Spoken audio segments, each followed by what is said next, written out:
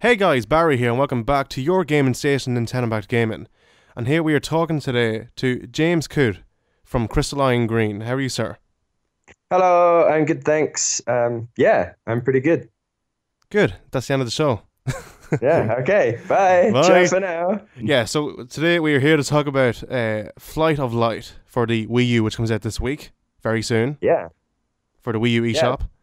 yeah. I'm pretty excited actually. It's Well, I should hope and so. It's your game. yeah, yeah, yeah. Well, it's a bit weird because it's like I've been working on it for so long. Like I started it over 3 years ago. Wow. I think I dug up the very first screenshot the days ago that I took of the game, and it was dated like March 2014. So Wow, that's yeah, weird. which That's yeah, when I started it my is. channel. Released other games in the meantime, and then it's kind of been background thing in my life for so long. It's like, oh yeah, one day I'm gonna finish this game, and now I have. So it's kind of yeah. I mean, it's always weird with video game making because when you first start, you're like, oh my god, yes, this idea is amazing, this is great, and if you were to release the game, when you still had that enthusiasm, when you still had all those ideas buzzing, it'd probably be so much easier to sell and to market and to make people go, oh wow, yeah, this guy's really keen about this game. But Yeah, yeah. yeah, the reality is, it's like a year later, you're like, ugh, Still going.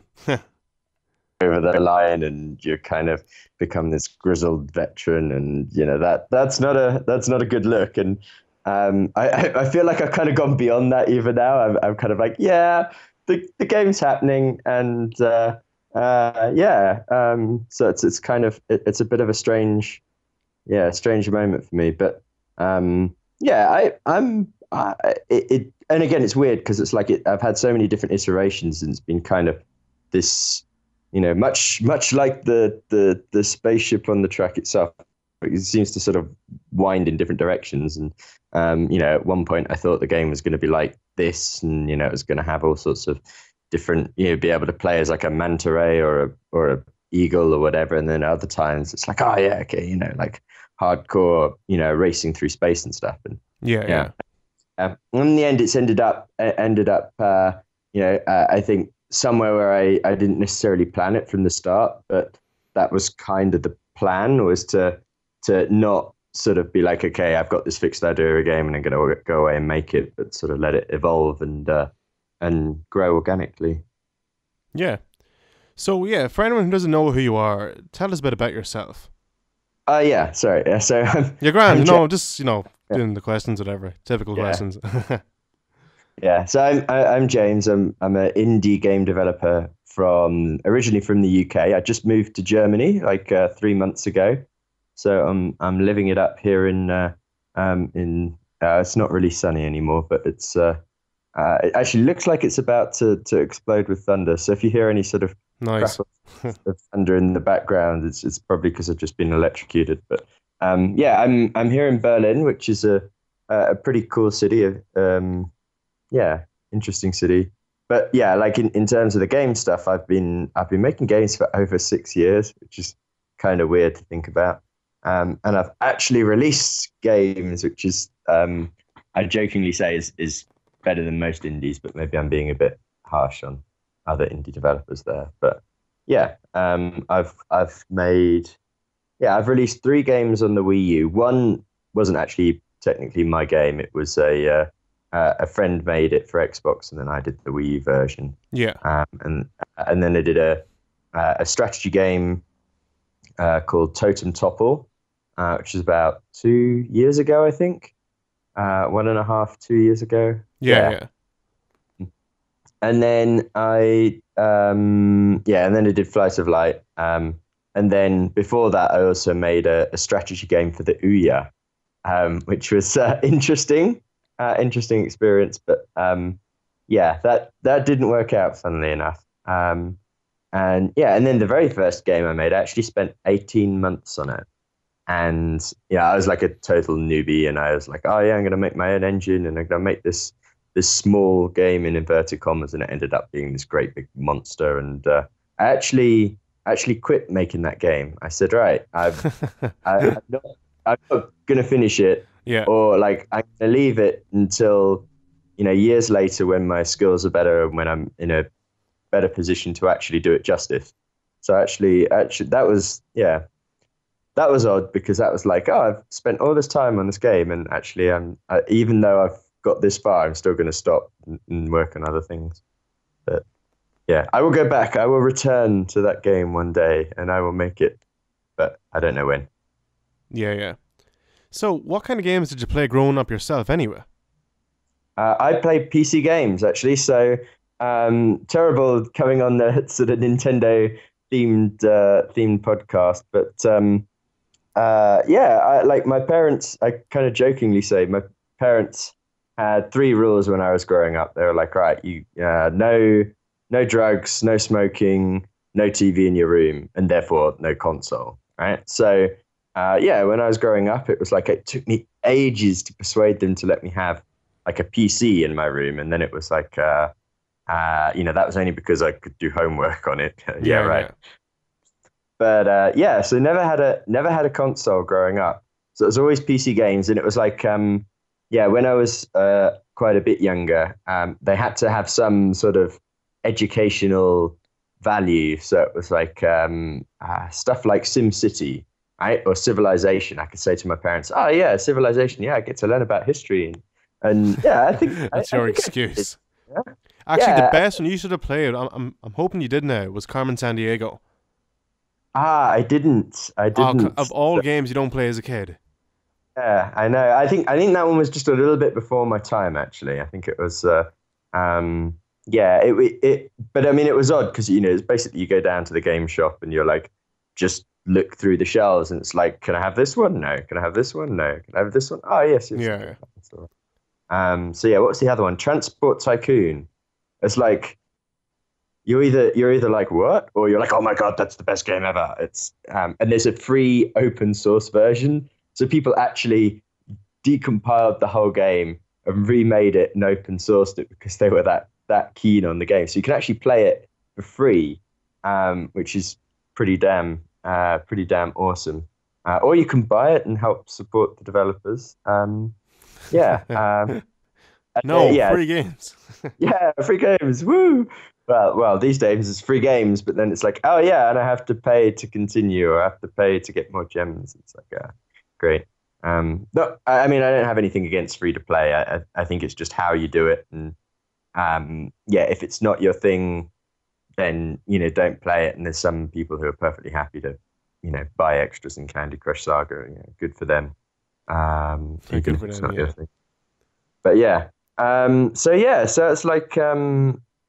Yeah, it ended up being like PC strategy games. Eventually, I persuaded my parents to let me have Half-Life, and so that was the big one, because my friend had it, and I was like, "This game's amazing! I need to have it. I need to play it." So I got it one Christmas, and it was the Christmas the boiler in our family house broke down, so we had these butane gas heaters everywhere. And so I always remember the smell of those gas heaters, and I associate it with that game. Playing through that game, it's like whenever I smell that smell, I'm like, zoom, back somewhere in Black Mesa, shooting aliens. Yeah. That's weird though, but it's pretty, interesting as well. That you actually, like, you pick a smell and then you associate it with that game for some reason, even though they've nothing to do with each other at all. Yeah. It was just that's the smell of Half-Life as far as I. Yeah, the smell of Half-Life. Yeah, did you ever play Commandos on PC? I didn't. That was another one. That's another strategy game. Yeah, I know. That was another one that passed me by because I saw it, and it was like, I don't know, there was like a sort of a few games that I'd sort of seen, and I was like, oh yeah, that looks kind of cool, but never quite got to it. So there was also an issue with like a bit later on, it had to be games that we could play in a LAN match because it was me and my friends. Yeah. If they trucked their computer all the way over to my place, like carrying it through the park, as a teenager, then it's like, right, we're going to play a game that everyone can play, that we can all play together, networked. And we ended up playing a stupid amount of Age of Empires 2. because it's a good game, right? But we had and everyone knew how to play it. But also we had I mean, we legit bought the game at some point. I certainly did, but we had like a CD crack back when those were a thing. Be careful And now. They're listening.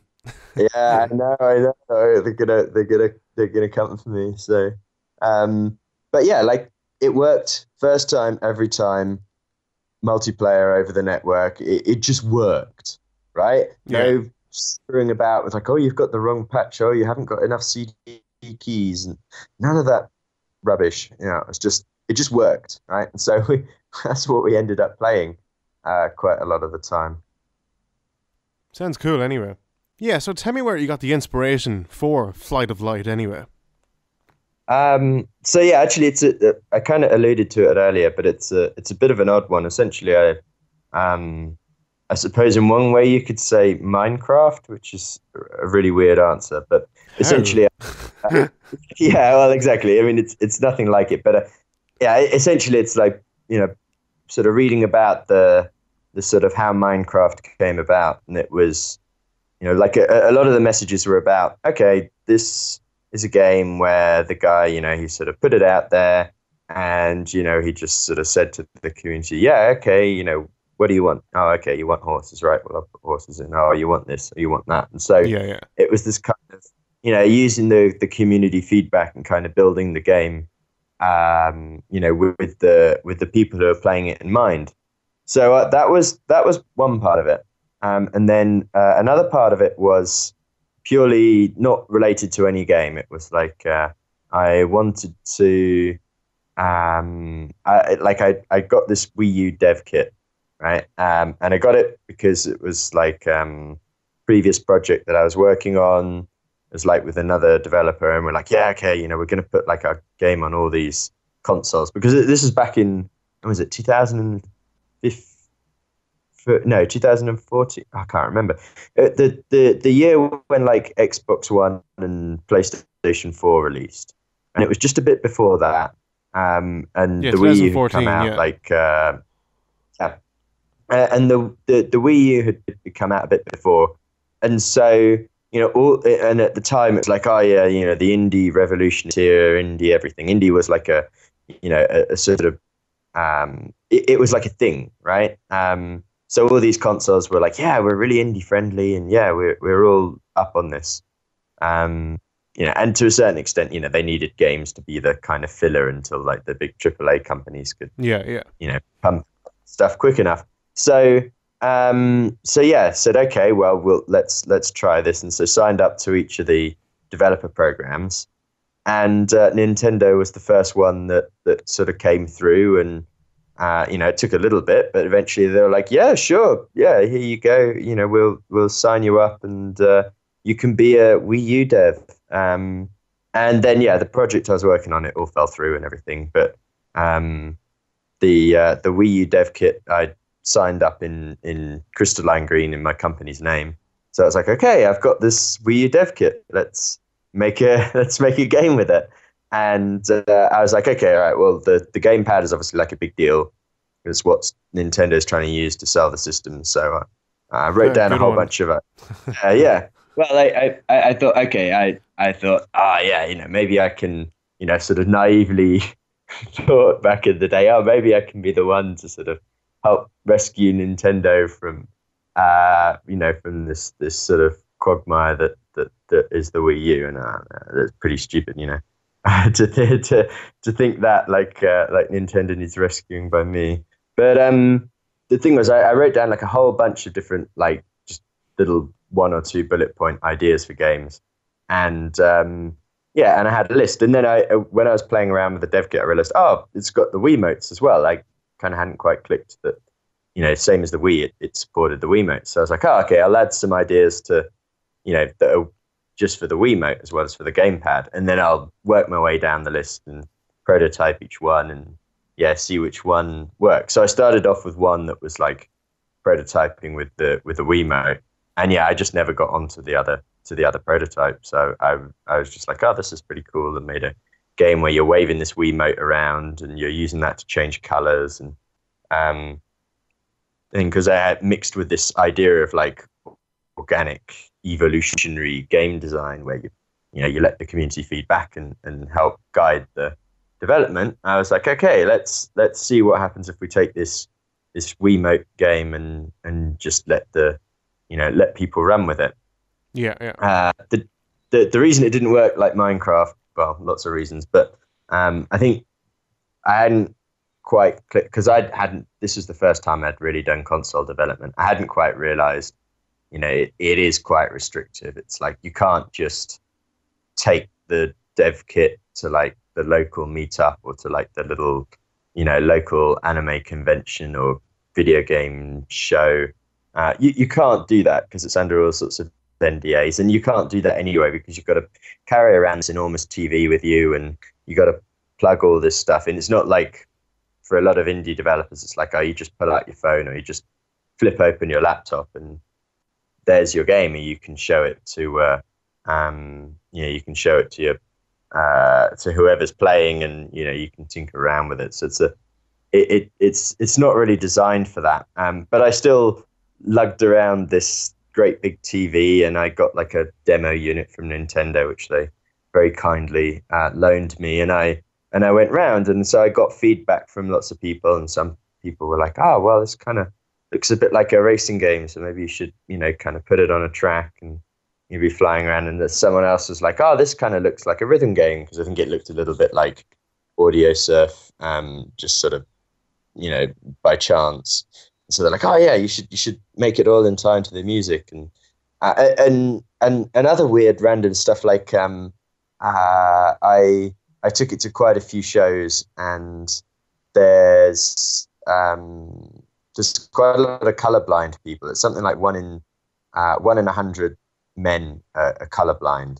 So it's like if you go to enough of these shows and show your game to enough people, eventually someone will be like, I can't play this game because it's all about colors and matching colors and so on. So that actually influenced the game design. I mean, originally you had a color wheel around your spaceship, and instead of turning the spaceship, you turned the color wheel, and then you had to turn the wheel to have whatever color was at the top be the color of the block that was coming towards you. It was only later on that I changed it so that you had the colors at different angles, and then you were turning your spaceship to hit the color. So originally it was you. Your spaceship is like a red or purple or green or any of the colors in between, and you turn the Wiimote to change the color. It was only much later that you turned the Wiimote to actually turn the spaceship and hit the different colors. So that and I mean, like there's like a ton of other things that like I put in there that are kind of similar story. Like, I mean, some stuff I put in and then I later took out. Like I put in kind of Mario Kart style power-ups, and people would they'd get so engrossed in the kind of core game, it's kind of a weirdly hypnotizing, that they wouldn't know. I'd be standing there saying, oh, you've got a power-up, you can fire that off, and they'd be like, yeah. They don't care what the power-up, do they? Exactly. They don't care. They don't notice. Invariably one person would accidentally fire it off, because when you're playing a game, you tend to just kind of press buttons, even if it doesn't do anything. It's kind of funny watching people play the game, because they'll say they'll pick up the Wii remote. I mean, the game really is designed for Wii remotes. I mean, you can play it on the gamepad, but it's really designed for that kind of motion control. But people will pick it up and they'll be like, oh, okay, so what buttons do I press? And it's like, no, there's no buttons. And they'll be like, oh my god, this can't be, this is not a real game. But even if you tell them that, they'll still subconsciously in the background they'll be just pressing buttons. It's kind of like the instinct is just like, I feel like if I'm pressing this button I'm going faster, even though you're not. But yeah, eventually someone would press the button to fire the power up off, and that's a really weird phrase, power up off, and all right. that's a tongue twister for you. And then everyone else would like flip upside down, and suddenly they'd be flying upside down, and they'd be like, what's going on? And so it just got a bit confusing, and no one really understood it. It didn't make sense. It's also like you constantly have these colored things, these colored blocks or notes coming towards you in time to the music, and you don't really get too much of a gap to sort of think, oh, okay, there's someone ahead of me. I've got this power. I'll fire it at them to get an advantage. You know, in Mario Kart, you know you have, you know, or other style games like that. You have periods where it's like, okay, you're on a straight, or you're on a corner, and you've already basically nailed it, right? And as you're going round the corner, it's just a case of, you know, you have to just think, okay, when do I let go to head off into the corner? And so you've got those moments to think, yeah, okay, I've got this power up. I'm going to fire it off here, or okay, I need to get rid of that, or okay, the question mark cubes are coming up. So, but yeah, Flight of Light didn't have any of that. You know, so I experimented a bit with sort of trying to add that stuff in, have classic kind of floaty cube with the question mark on it. People didn't notice. They would just, I've got to hit things. Okay, that's just another thing I've got to hit. It just looks slightly different, but yeah, I got to hit it. So I took them out. I took the power ups out. There are a few other things that I put in and then I took out because they weren't working.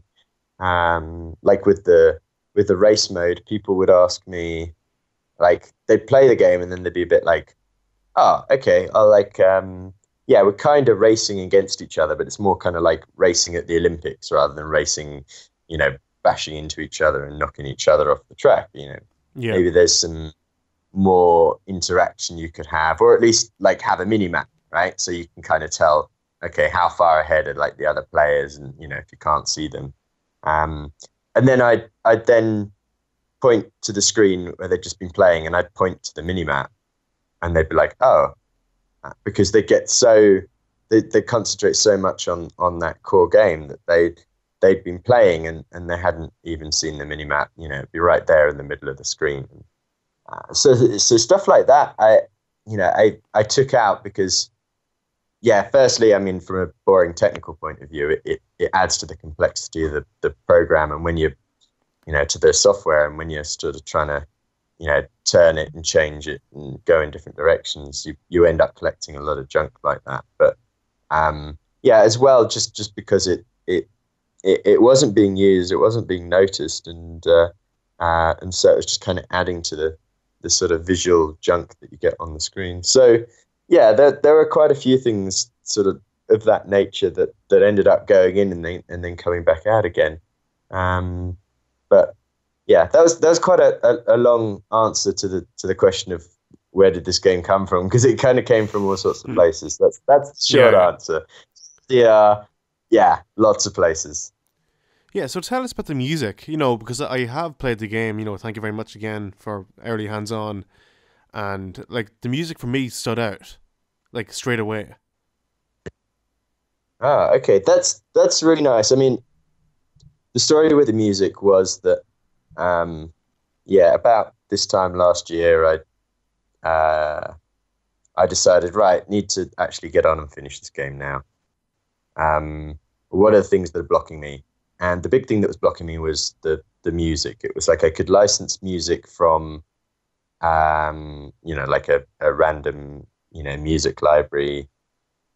That would be fine, but then it's like the way I designed the game, it's like all the notes are kind of keyed into the music, so I'd have to spend like months creating some fancy algorithm to pick it all up, and even then it wouldn't be so nice, or you know, or I'd have to like sort of find all the tunes that I liked and then sort of hand place all the note timings, which would be a mess and it would never be quite right. So I was like, okay, I'm going to run a Kickstarter campaign and raise some money, and the money will be for paying musicians to actually write like a custom soundtrack for the game. And yeah, I don't know what would have happened if the Kickstarter had failed, but fortunately it succeeded. So yes, thank you, Kickstarter backers, you're awesome. Big shout out to all of them. And yeah, in terms of the musicians themselves, I mean, it's as tough for independent musicians, freelance musicians, as it is for game developers. You know, they basically have to go out and, you know, kind of hunt developers down and sort of grab them by the collar and be like, you need music, I do music. Yeah. You know, I'm going to make music for you and you're going to pay me and it's going to be glorious. And the indie's like, yeah, I don't have any money. So, Yeah. but yeah, in this case, it was, I mean, the musicians were actually people who I met through going to the local indie game meetups in London. You know, sort of same guys sort of keep turning up and, you know, sort of going, oh yeah, you know, I'll make some music for you. Yeah, sure. And so in the end, I was like, okay, I you know, these yeah, they seem reasonably good. So I ended up picking. It was a bit weird because, like, originally what I wanted to do, I think I said this way back before, was I was thinking, okay, I'll have like different maps, and each map will be like a different theme. So I want to be underwater, want to be ancient Egypt, or want to be on the moon or whatever, and then have like the moon custom. sounds cool. The moon would be cool, actually. Yeah, but there's one problem though. There's nothing that well, I think so, on the moon really. Yeah, there's a lot of dust. Dust isn't so Britain exciting. Dust. Yeah, actually, just on a tangent. That was one of the things I most enjoyed, actually, was making the levels, and with each of the levels, I was like, right, there's going to be three kind of at least every level has to have three kind of Photoshop things. You know, it has to have three places where you look and you go, woo, you know, and then you just kind of string them together. So it's like, okay, each theme that I picked for like a level, it's like, it's got to have a wow, you know, it's got to have three wow moments. Yeah, some of them I think had like a couple of wow moments, or they were like a little bit different, but it's like, you know, it's sort of like, oh wow, yeah, there's like a waterfall. Oh wow, there's like a forest. Oh wow, there's like I don't know, a little weird sort of, you know, civilization constructs like tower, block, hanging garden, bridge thing, or something like that. You know, each one's got to have a thing. I have three of them. So that, you know, and then the idea was, yeah, you'd also have like an avatar. So it'd be like spaceship for the moon. It'd be like, you know, manta ray for underwater. And eventually that kind of didn't work out so much. But I was also thinking, okay, I'll get lots and lots of different musicians. So, you know, each different level will have like a different style of music. It'll have a different kind of vibe to it. You know, one that fits with the, you know, with the visuals. And yeah, that I think I mostly managed to achieve that. I mean, some of it was a bit weird because it was like, once I'd done the Kickstarter, I kind of said to the musicians, so I got together 4 musicians, and I said to each one of them, okay, well, you know, this is kind of like one idea I've got for a level. You know, okay, we have this kind of forest level up in the clouds, or we have this sort of level that's kind of like I don't know, like a space station or something, or we've got a level that's like underwater, and then, you know, see what you can come up with. And they all came up with completely different things, of course, which is, so you get, you know, you get this variety. But yeah, some of them, I think they were like, well, I kind of like this genre, and this guy hasn't given me too much instruction, so I'm just going to go and make like a, you know, this style of track. And then it's kind of like, does it entirely fit? Well, yeah, it kind of does in a sort of weird way. But yeah, I was really pleased that the musicians that I got, you know, I think I lucked out. You know, they're all very professional. They're all very good, and they made some cool music that kind of, you know, and some of it really gets. I mean, maybe it's because I play it over and over again. You know, you have to. Well, exactly, but it kind of gets stuck in your head. You know, some of it. So you know, you listen to it, and then sort of you find, oh, I'm kind of humming this in the shower. Yeah. So yeah, that was really nice. And I think, you know, I mean, it's always going to be so subjective, you know, with a soundtrack, you know, because some people are going to be like, yes, dubstep and metal, and I love dubstep and metal, but I didn't want to do that for this game, because it felt like every rhythm game out there was like, yeah, dubstep or more electronic. I mean, the Flight of Light's got its share of like electronic EDM style tracks, but yeah, the kind of the funky stuff or the slightly more chilled out stuff, that I was pretty pleased by.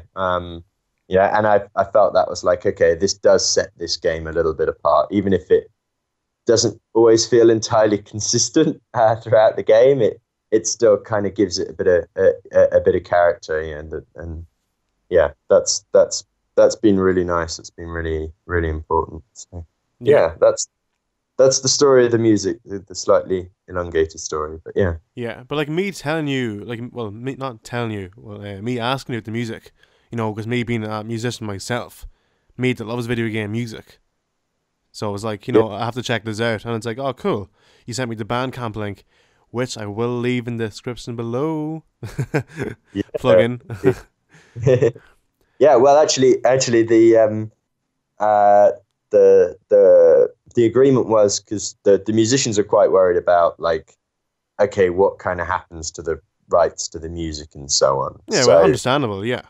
Yeah. So I think we put in the contract that it was they can resell the music on their own websites and so on, or put it in their own albums, and then for the soundtrack, it would be like the musicians would get the majority of the money from any soundtrack sales, because it's like a video game is one thing, the soundtrack is another. So yes, actually, if you buy the soundtrack, then your money will go to hardworking musicians who will much appreciate it. So I don't, yeah. Hopefully that's like a bonus that, you know, I'm not just skimming off their hard work. I hope not. Yeah. So, but yeah. So, like, did you ever try consider making the music yourself for this game? Like using MIDI or something, for example. Yeah, I did at times. Like, I mean, one thing would have been to do procedurally generated music. I had another indie colleague, indie friend who made a really cool game a few years ago. I can't remember what it was called, but the whole soundtrack was procedural, and it sounded really good. It sounded pretty cool, but you kind of have to really know what you're doing, and I mean, like, my music skills were like, yeah, grade 2 piano when I was growing up. So it's like I used to be able to read sheet music. I have a bit of an understanding of music, but yeah, nowhere near enough to do it justice. And then the other thing would have been to learn the skills myself, and again, that would have been like quite a lot of time. So it's like, okay, if I, you know, it's nice to have knowledge of every part of the game making process, but at some point you have to say, yeah, you know what, I can make better games by teaming up with other people, you know, finding specialists, you know, finding an artist, finding a musician, and the musician will be able to, you know, they'll be able to do what would take me 5 years to learn, and then, or 10 years to learn, and then, you know, and then another sort of, you know, sort of month or 2 months on top of that to actually make the track. Or I could, you know, pay them a little bit. And that was the other part, actually. And it's really sad, but like, musicians are cheap because there's so many of them. There's so many people out there who are sort of trying to get by making music or being freelance. Yeah, guys, back off and leave me alone. I want to make money. Yeah. When he messes. Yeah. Well, this is the other thing. I mean, like, I could have, you know, I probably could have found people to do it for free, and I was determined not to do that, because it's like, it's, you know, their hard work, it's their skills that they've been building up for years. So I wanted to make sure that they were actually paid for it. But at the same time, yeah, in the grand scheme of things, it's like, you know, the if you look at the breakdown of like the costs of making a video game, it's pretty small. I mean, like, okay, you can pretty much work it out. So I mean, like, I did the Kickstarter, I raised £2,500, and that got me eight music tracks, and then I'd already paid for one from before. So yeah, you can do the maths, and you can work out how much the musicians get per track. And yeah, I mean, it's like, okay, on the one hand, yeah, fair enough, but on the other hand, if you think about the amount of hours that they put in, it's yeah, it's probably um, yeah, it's probably not um, not as much as it should be, which is a bit sad. So, and that's another reason for having the soundtrack. Yeah, yeah. The money go to the musicians just to just to help them. So yeah, but yeah, so that's the other side to it, the other aspect to it. It's like, oh yeah, lovely creativity and letting artists express themselves. It's like, yeah, and they're also cheap and kind of Yeah. feel a bit bad for saying that, but yeah, that's kind of the reality, unfortunately. So Yeah, so what is it that you studied in college? Was it game development or something else completely different? Can I ask? no, I did computer science, so Okay. it was a long time ago. But I mean, the thing was, back in those days, there weren't really any sort of specialist, video game courses. Yeah, There yeah. wasn't video game programming or video game design as a university course. And I came from a very sort of like middle class family, upper middle class family. So it was expected that I would go to university. I went to a grammar school. So it's like, yeah, I think like 95% of the kids at my school went on to university, and a sort of handful of them went on to Oxbridge as well. So it's like, ooh, so it was like it was expected that I would go to like a at least a red brick university or Russell Group or whatever they're called, and that would yeah, and they didn't really offer those sort of courses back in those days. I don't know what it's like now, but uh, back then it was kind of okay. Maybe you'd get a few technical colleges and stuff, but Yeah. yeah. And then the other part of it was like my dad. He worked for a software company, and so he was like, oh yeah, yeah. James wants to make video games. Okay, video games are software. Well, how do you make software? You've got to be a software developer. And how do you do that? Or you learn computer science.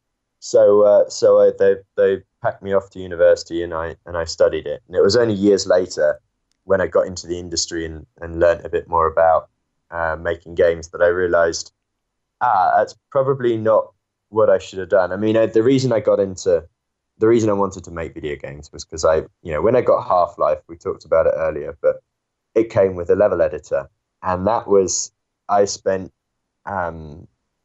probably hundreds of hours as a teenager making levels in Half-Life. I never released any of them because I was rubbish at finishing. Yeah, yeah. Um, it's like, here's like this, all the sort of Lego blocks, the pre-made pieces of a video game. It's like, all right, I can just put this down, and okay, here's like a wall, and I can texture it, and then here's like some floor, and it all looks kind of, it's all kind of like sci-fi and grungy, and that's perfect for when you're 16, and then you can just like plump in an alien and sort of pop in a soldier over here, and you can start to create these worlds, and you can start to kind of tell stories. And that was, Half-Life. Okay, it had some voice acting and some bits of dialogue, but much of the story was told environmentally. It was told through the world that you were passing through. Not everything was told to you straight up in like a cutscene. It would be, you kind of have to infer it. The fact that like, oh, the soldiers are coming in. Oh, the army's coming in. Oh, they're shooting me. Oh shit. Oh, they're shooting. Yeah, Yeah, yeah. um that that kind of stuff that excited me. That really interested me. But yeah, so maybe what I should have done is I should have joined a mod team, and made like Half-Life maps for their mod, and then tried to get into the industry that way. But yeah, probably when you're 18, you probably don't have the discipline to do that anyway, to like sit down and actually finish stuff. So yeah, I went off to university. I did computer science, and then when it came to after university, it was kind of the time when like the sort of indie games were like a thing, and the App Store was a thing, and suddenly you could be a App Store millionaire from your bedroom. I mean, I don't think anyone ever really believed that would happen to any more than a few people, but it was kind of that dream that like, okay, the industry goes in cycles, and things have come back round to the sort of however it was 80, not 80 years ago, but into back in the Wow, long 80s or time ago. whatever. Yeah, back in the 1920s, when computers were made of levers and giant levers and turning wheels and stuff. Yes. Yeah. But no, like back to sort of the bedroom coder days and shareware and freeware and all that sort of stuff. And so I kind of thought, yeah, okay, this is what I'm going to do. This is what I'm gonna follow. And yeah, started making games, and I've not really stopped since. And I think I'm only still doing it because I'm really stubborn.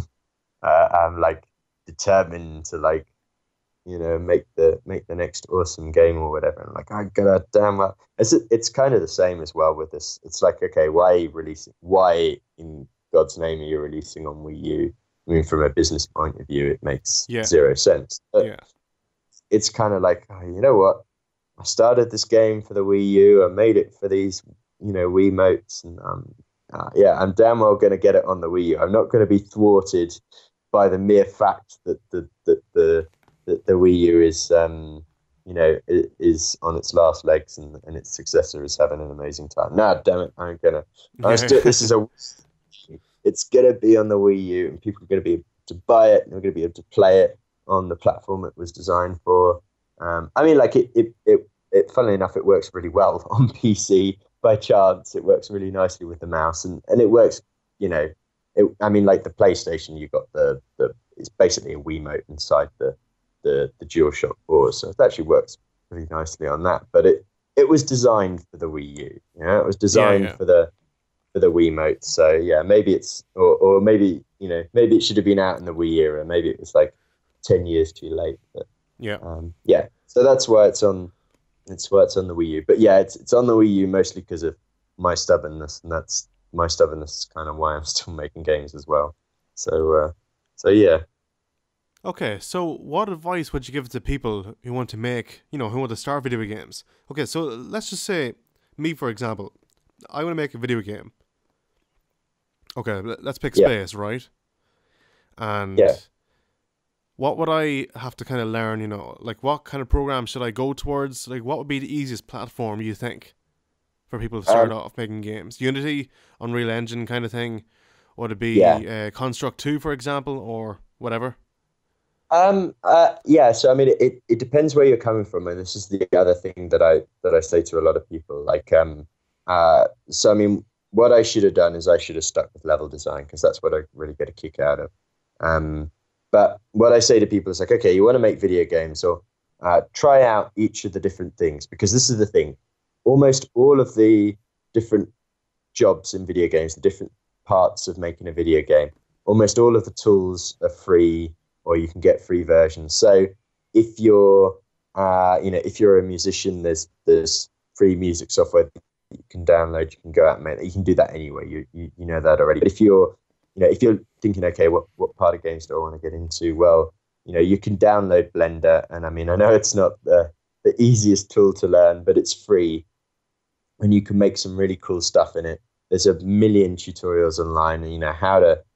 Learn how to 3D model, learn how to UV unwrap, if you do all your UVs and you're like, I'm not cut out for this, then yeah, download a game that's got a level editor. There's quite a lot out there, join a mod team, or, sort of start tinkering around with games, that allow you to mod, and see if that's your thing, whether you enjoy doing that, whether you enjoy the level design, whether you enjoy the modeling, the environment art.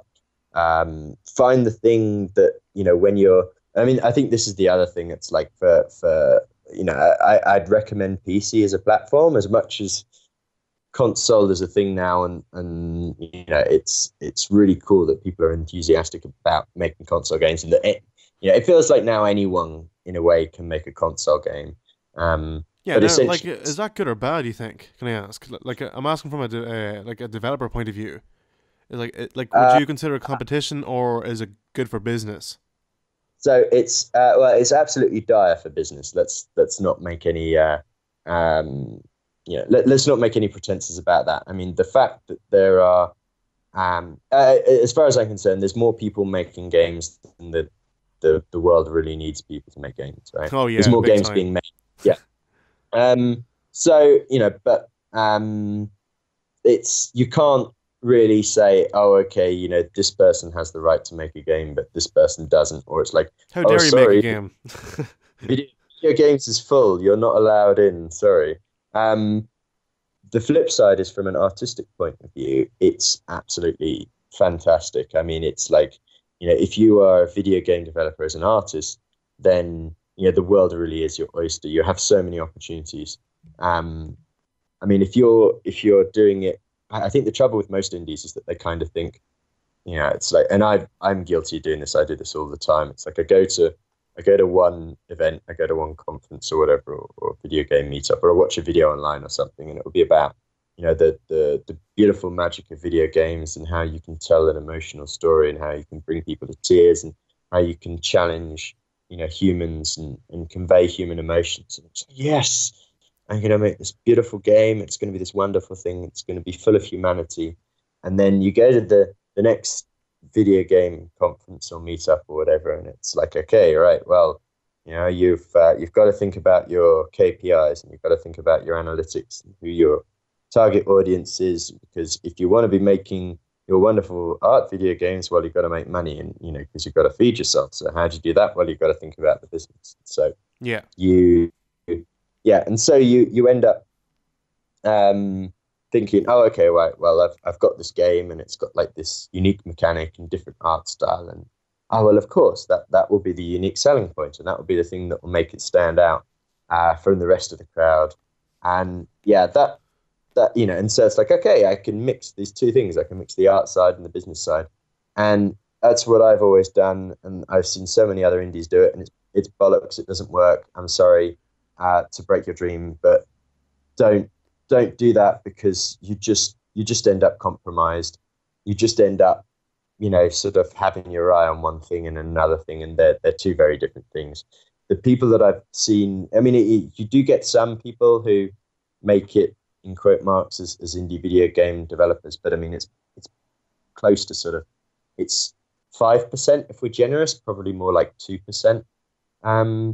So you really are up against it, but quite often the ones that I succeed are either the ones that say, right, I'm going to do full on business. I'm going to make Frogger because I did before, and I can make it in like, in a basic form in a week. And I'm going to, use this particular art style because I know it's kind of cute and quirky and it's going to appeal to like a mobile audience. And, I'm going to use this particular sort of, silly death animation to sort of help, help make the game viral, so people want to share screenshots of it, because it's like, oh gosh, I just got run over by this crazy pixelated train or whatever, and they're going to call it the Crossy Road, right? Or you're going to make your or you're going to make your art game, and your art game is going to be your vision, and you're going to live by it, and you're going to die a bit, and fuck all that business nonsense. You're going to make all the sorry, I shouldn't swear. I should have asked that actually. But anyway, you can bleep me out. But Well, you're older, so you can curse all you want. Yeah. Well, So bring it back down. You know yourself. yeah. So forget all that, business nonsense, right? I'm just going to make my artistic vision, and I know exactly what I want to do, and it's going to be beautiful. And those people, they go off and they either spiral down horribly in flames and explode in a big fireball, which is spectacular to watch anyway, or actually they do a lot better than all those other indie developers who are kind of in the middle. Yeah. Right? Because they just have, because the game just sticks out, because they've just made something completely unique that's for them. And so I think that's what you need to do. You need to either say, I'm an artist and I'm looking for critical acclaim, or I'm looking to change the world, or I'm looking to make something beautiful, or I'm a business person and I'm looking to make money, and I'm just going to make solitaire and just stick it on every single platform that I can. And I think that's what I'd say. I'd say, like, pick one, or the other. Or if you're going to go that middle route, then I think you just have to say, this is a lifestyle choice. And, then it's a hobby, right? And that's cool. It's a really cool hobby to have. It's an expensive hobby, but it's a cool hobby. It is very expensive. Yeah, especially when you start, if you want to do console stuff, it's like you go get all these dev kits and all this equipment and all this, to do like VR or something. It's like I just bought a new PC. I got a VR headset for Christmas, and like none of my PCs were good enough to. Well, I got my laptop and like my 6-year-old PC, and neither of those were any good for VR. So I just shelled out like €1,200 on like a new PC, so I can use this headset that I got for Christmas, and maybe make some games for it. But it's a lot of money, right? And it's like, okay, I'm I've lucked out because at the moment, at least, I happen to have the programming skills, and you can get a day job with those skills. But yeah, it's an expensive hobby, so I'd be aware of that. But yeah, if you treat it as a hobby, then that's super cool. And then yeah, you can say, okay, my aim as part of this is I want to make this game, and I want to release it, and I want it to be out there in the world. Who cares if like 10 people buy it? I made it, and I'm proud of that, and it's there. Or you can say, okay, my interest is in exploring these different game ideas, so I'm going to do a ton of game jam games. It doesn't matter if they're not finished. It doesn't matter if they don't have an options menu.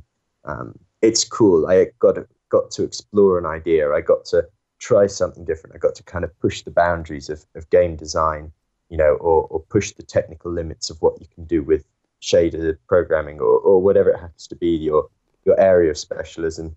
And then you just go for it, and you just say, yeah, this is my lifestyle. This is what I enjoy. This is my thing. Some people like their cars, and some people like making video games, and that's what you spend your money on. But I think yeah, the advice I think is to be clear about the realities of that, and that yeah, and unless you're really seriously very cold, cynical, hard business person, you're not going to make money from it. You're not going to be able to do it full time. But at the same time, you can still have a great time. You can still really enjoy it. I mean, I've not done it so much the last few months, but before, it's like going to like games festivals and showing off my game and seeing people play it and be really happy, and hanging out with other game developers, and everyone's got a completely different game. So although you are competing and it's hyper competitive, everyone's got a completely different game. No one else is making the game that you're making. So in that sense, it's incredibly friendly. It's incredibly collaborative. No one's ever going to steal your idea. That's another one I want to put out there. It's just like the worst thing you can do is sit in your room and be like, I'm going to keep my idea to myself. I'm going to be like Gollum and sort of, keep my precious under a rock in the dark, because actually, yeah, exactly. You need that feedback from players, even if you're not going for my style of organic here, there, and everywhere. You still need people to be like, that person didn't get past the tutorial, or no one clicked on that button. I thought that button was really obvious, but clearly it isn't. Or they like people got stuck on level 31, but the reason they got stuck on that level was because on level 17 they walked past the BFG or whatever, right? And so they didn't have that gun, and that then made things really hard. Okay, I need to force them to pick up that gun, make sure they have to walk over it or something like that. Those are all the sort of small everyday mini design decisions that you need to get real people, other people aside from yourself or your mum or your friends to play the game, to find out what it's like. And then bringing it back to the technical aspect, it's like once you've picked or once you've got a feel for like, okay, I'm going to do this hobby style, or I'm going to do this genre, or I'm going to do that. I'm going to make my beautiful narrative game. That's when you start saying, okay, what are my skills? What part of the game development process do I really get a kick out of? What do I really enjoy? It's like, okay, I really enjoy telling stories. Well, do you like telling stories by writing, or by through the environment design, or by, you almost tell a story in the way that you create a character, in the way that you model them, the way that they kind of walk, or in the way that they, look, and the clothes that they wear. And so with all of those things, you find that stuff out by doing it. You just have to try like a whole bunch of things, try animation, try modeling, try programming.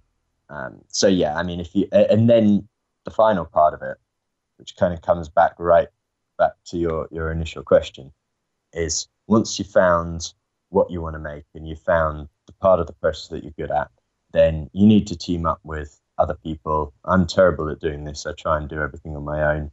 I'm trying to get out of that habit. But yeah, you know, if you're a programmer, you find artists. If you're an artist, you find programmers. There'll always be people that you can find that understand they need you and you need them, and you'll have to make compromises. But Yeah. that's kind of part of being in a team. And then you'll yeah then it'll come down to, okay, what tools do I use, right? So it's like, okay, I'm not a Screwdriver. programmer. Yeah. Well,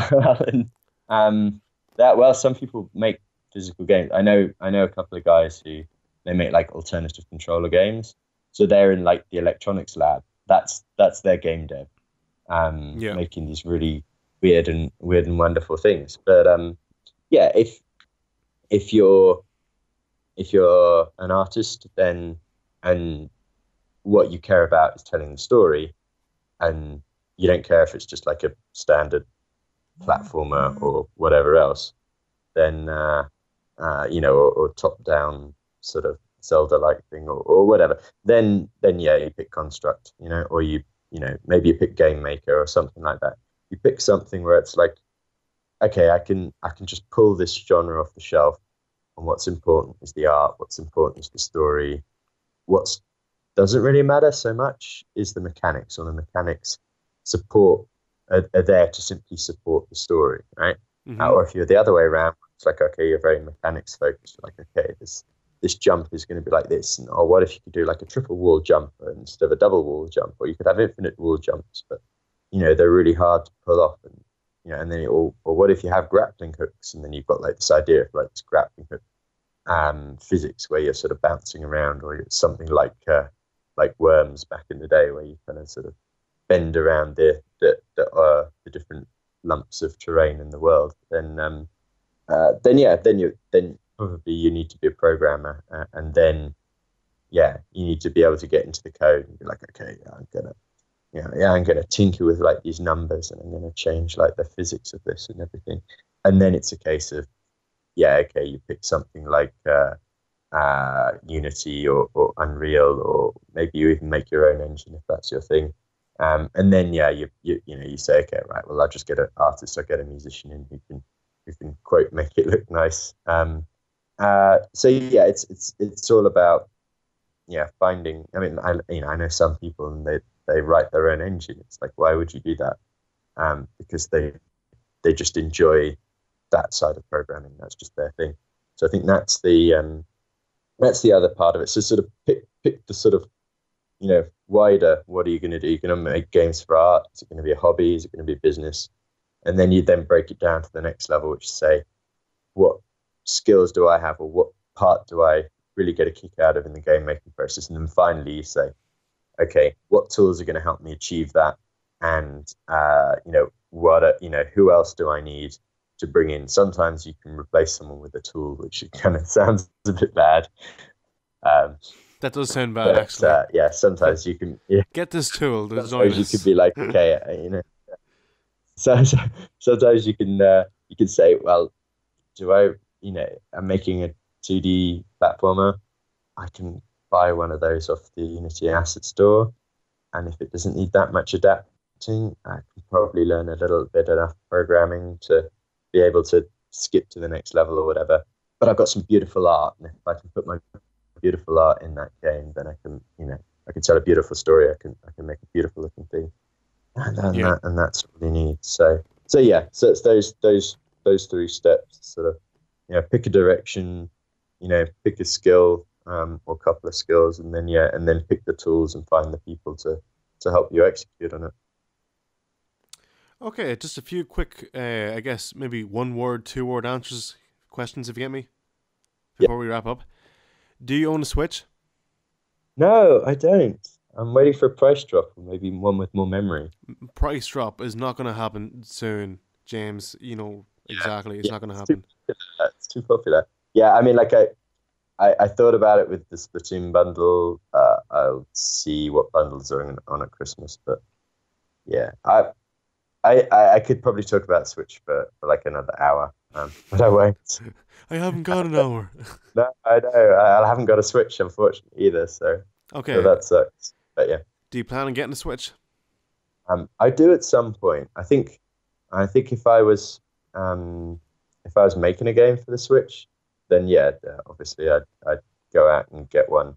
Um, I mean, I'd like to make games for the Switch, but it seems I think you got to have like the right game, yeah, and pitch it to the right person in Nintendo, and yeah, I haven't done that yet. So I'll keep trying Yeah. with my future games. See, oh, what about this? Or what about this? And if they say yes, then it's like, yeah, right, Switch time. And then I'm thinking until that, it's like, yeah, because it's kind of like how you're raised. I still play these stupid PC strategy games. A couple of weekends ago, I spent I think it was like in a weekend I spent like 20 hours or something playing a game called Oriental Empires, and it's like a cross between Total War and Civilization, and it's set in ancient China. And I spent a few months in China backpacking around. So I was like, yes, this ticks all my boxes.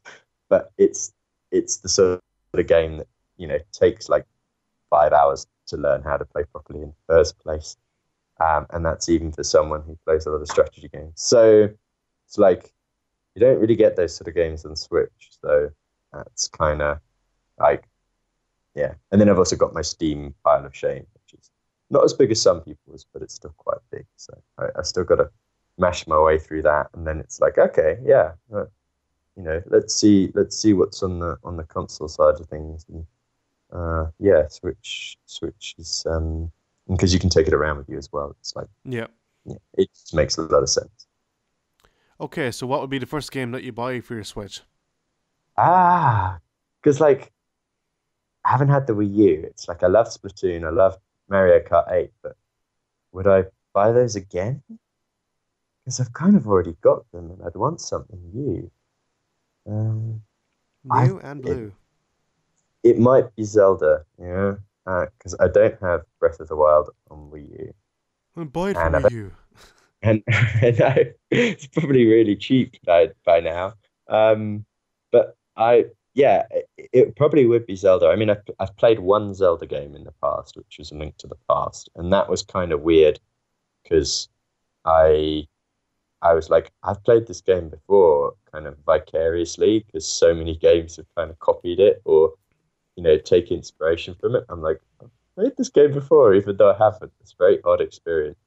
But I think the one downside to Breath of the Wild is like I don't have, okay, I did say I just spent 20 hours playing a strategy game at a weekend, but for the most part, I don't have like a huge amount of time.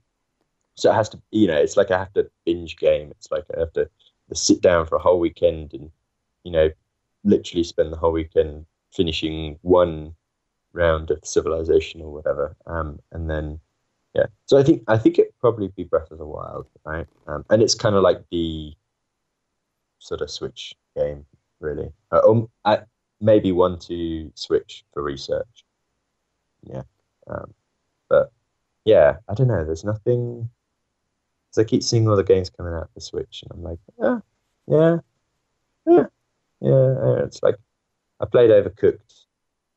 That's a pretty fun game, even single player. It's pretty fun, but it's like a party game. It's James, you're like cheating. I said one game, and you picked two there. sorry, okay, I picked two, right? So it's not going to be Overcooked. It's going to be Breath of the Wild. Let's just leave it at that. Only messing. Uh, who would be your favorite game company at the moment? Overall, like on any platform, you think? Oh, I don't know. Uh, ah, that's a tough one. Who makes the thing is, all my favorite games are made by different people. Um, yeah, that's Naughty Dog. no, no. It'd be someone like Paradox, but I don't know. I don't like a slightly odd vibe from Paradox. Um, they make like City Skylines and Stellaris and stuff like that. Um, oh yeah, that's kind of tough. It's like I know it'd be like I love all the indie developers because they're all cool. There we go. They're just like one giant amorphous blob. But yeah, Yeah. that's what I say. Indie devs because they're awesome. And yeah, I know lots of really cool indie devs. So Yeah. yeah, indies are a thing. It's like yeah, fuck the big guys. Forget them. All right. It's Now, gonna be indie. the last question. I'm gonna put you on the spot on purpose now. Yeah. It's the hard questions. Now, Okay. no, I'm not saying me, but I'm just curious. Do you actually follow any YouTubers online? No, I don't. Which Get sounds off, kind of then. bad. Get off. Yes. Ouch. Ouch. Oh, no, I mean, like, I get it, but I don't know. I slowly, again, it's like a weird part. It's a part of gaming that's kind of slightly passed me by. I think I feel like um, I should watch a lot more YouTubers because then I can for, just for professional interest, I can get through a lot more games. But I always feel like that I want to play it, like it's been really weird working like the last couple of months. I've been doing a contract job for an esports company, and as part of that work, sort of watch sort of streamers and watch YouTubers, and sort of do all the research on like, okay, who are the big people in that side of the world. And it's pretty obvious to me. I went to a Counter-Strike tournament in Cologne, a couple of the ESL1, a few weeks. CS:GO. Yeah, and that kind of lit up in a sort of long dead part of my brain because I used to play an absolute an absolute heap ton of Counter Strike. It was Counter Strike Source, but it's basically the same game, right?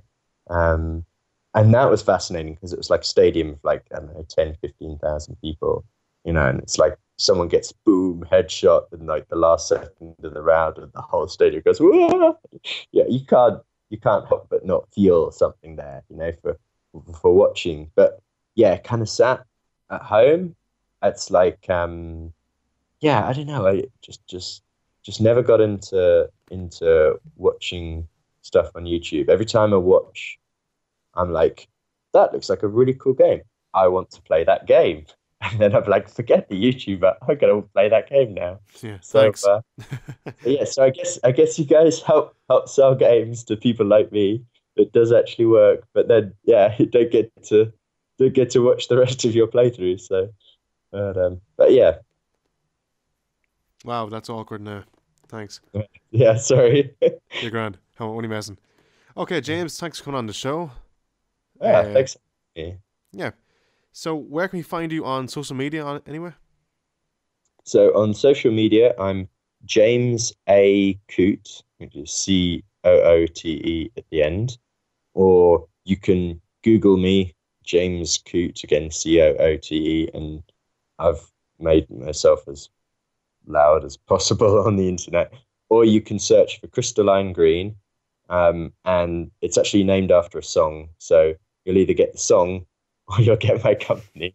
And then you can find all the games that I've made. You can find Totem Topple. You can find Flight of Light, which is out on the 3rd of August on Wii U, North America and Europe. Plug right there. At how And much? yeah, how much is it? Monies? It's €8. It's €8. It's $8. Yeah, $8 $8. dollar. Dollar. Yeah. So I don't know what it is in pounds. God knows what it is in pounds these days. So Probably like 670 or something, is it? yeah, probably be like £93 because of inflation. I think I'm pretty much treating it as 1-to-1.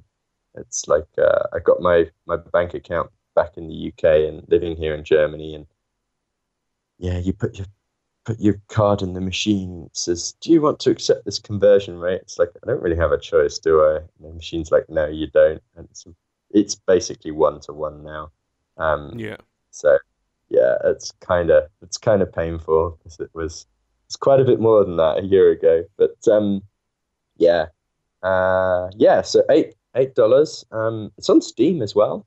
Actually, in theory, it's on Steam. It needs reapproving by Valve, which is kind of a bit annoying. So I'm fingers crossed that will happen in the next couple of days. But yeah, And August PS4 3rd. Yeah. soon. PS4 is coming soon, in inverted commas. I mean, I feel a bit guilty about that because really I should have got it done by now. But that one's about, yeah, no, it's bad, but it's about 2/3 of the way through, 3/4 of the way through in the technical side. But then it's like I've not done a PlayStation game before, so I need to go through their certification, and that'll probably take a while. Like I mean, it won't take as long as Wii U because nothing takes as long as or as Nintendo. Nothing takes as long as that, but it'll be like a month or two, even after I've quote unquote finished it. But it's nearly there. It's nearly there. It's kind of like it's things keep coming along and sort of dropping on the top of the to-do list, like, sort of sort out the Steam bug that's blocking that from release, or go on podcasts or stuff like that. And then, but yeah, it's working its way up to the top of the list slowly, and it's going to get done pretty soon. But yeah, Wii U, because Wii U is awesome, so you can definitely buy it on Wii U, and that's definitely happening, and that's 100%. That's on the Nintendo.com website. That's pretty cool. It is actually. I looked it up today. I clicked on the coming soon, and it was the first one there on the page. It's like, that's pretty cool. And it was the only blue one in like a sea of red. Yeah. So, actually, I didn't see that one. But yeah, I mean, I don't know. It's like, it's still pretty cool. It's still pretty cool to be like, yeah, the game's actually out there. Finally done it. So yeah, if you're a Wii U fan, which I know you all are, because Wii U's awesome, then yeah, go out and buy it on Thursday. And best €8 you'll ever spend. I've never heard of a Wii U. Sorry, okay, mystery. I don't know what we've been talking about for the last. So. Okay, guys, you can of course check out Flight of Light on the channel, and very soon we will see some Totem Topple on the channel, some gameplay. Okay, guys, you can of course check us out on YouTube, Instagram, Twitter, Vine, and Twitch, and for more Nintendo and podcasts, keep it right here. Thanks for watching, and as always, guys, stay fresh.